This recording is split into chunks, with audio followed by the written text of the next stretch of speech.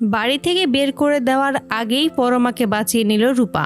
সকলের সামনে যখন পরমা সঞ্চারীর মুখোশ খুলে দেয়, সঞ্চারী ওই হারটা চুরি করেছে এটা প্রমাণ করে দেয়, তখনই বাড়ির সকলেই স্তব্ধ হয়ে যায়। সঞ্চারী তখন ক্ষিপ্ত হয়ে যায় পরমার ওপর। তখনই পরমাকে বলে যে তুমি আমার ব্যাপারে এত কথা কেন বলছো? আমার যেটা ইচ্ছে হয়েছে আমি সেটাই করেছি, এখানে আমি কোনো অন্যায় করিনি। একবার নিজের দিকে তাকাও, তুমি যার প্রেমে পড়েছিলে, যাকে ভালোবেসেছিলে, তাকে তো বিয়ে করতে পারোনি, বিয়ে করেছো তার বড় ভাইকে, সেটাও জেনে শুনে ইচ্ছাকৃত ভাবে। এটা কি অন্যায় না? এতে করেই পরমা বাকরুদ্ধ হয়ে যায়। ঠিক সেই সময় পরমা কি বলবে কিছুই বুঝতে পারে না। সঞ্চারী তখন নিজের ফোনটা বের করে ভিডিওটা চালিয়ে দেয়। সবাই তখন চুপচাপ দেখতে থাকে সেই ভিডিওটা। ভিডিও দেখা শেষ হতেই পরমা স্তব্ধ হয়ে যায় আর বলে যে সঞ্চারী যা বলছে যা আমরা দেখেছি তা সবটাই কি সত্যি?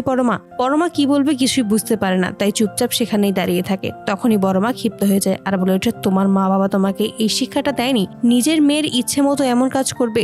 সব জেনেও তারা এভাবে এই বিয়েটা করতে উৎসাহ দিয়েছে কিভাবে তোমায়? পরমা তখন কাঁদতে থাকে আর বলে, আমাকে যা খুশি তাই বলুন মা, কিন্তু দয়া করে আমার মা বাবাকে আপনি কিছু বলবেন না, ওরা কিছুই জানতো না, এমনকি আমি নিজেও জানতাম না আদিত্য আসলে অভ্রর ছোট ভাই। এই কথাগুলো দূর থেকে শুনে রূপার মনে একের পর এক স্মৃতি ফিরে আসে। মাথার ভেতর ছবির মতো ভেসে ওঠে অতীত, আর মাতৃত্বের টানে সে চিনে ফেলে পরমাকে। সমস্ত স্মৃতি ফিরে আসে, বুঝতে পারে এই পরমাই হলো তার নিজের মেয়ে। রূপা যখনই পরমার কাছে আসবে তার আগেই বড়মা চিৎকার করে ওঠে। পরমাকে বলে, তুমি সবটা জানতে, তুমি সবটাই করেছো ইচ্ছাকৃত ভাবে। তুমি আমার ছেলের সাথে প্রতারণা করেছো, আমি তোমাকে এতটাই বিশ্বাস করেছিলাম, কিন্তু তুমি সেই বিশ্বাস ভেঙে দিয়েছো। বড়মা তখন পরমাকে টানতে টানতে দরজার কাছে এনে বলে, তুমি এক্ষুনি এই বাড়ি থেকে বেরিয়ে যাবে, আমি তোমার মুখটাও এই বাড়িতে আর দেখতে চাই না।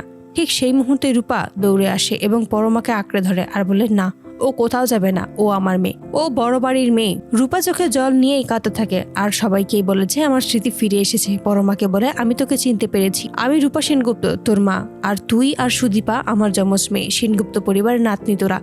সমস্ত সত্যিটা শুনেই ঘরের সকলেই স্তব্ধ হয়ে যায়। রূপা তখন বলে, আজকে এই সময় হয়েছে সত্যিটা জানানোর, তাই আমি সত্যিটা জানাতে বাধ্য হয়েছি। তোমরা কি চাও যেন রূপার স্মৃতি ফিরে আসে এবং রূপা নিজের মেয়েকে বাঁচিয়ে নেয়? এই চ্যানেলের ভিডিওগুলো ভালো লাগলে অবশ্যই চ্যানেলটি সাবস্ক্রাইব করতে ভুলবে না।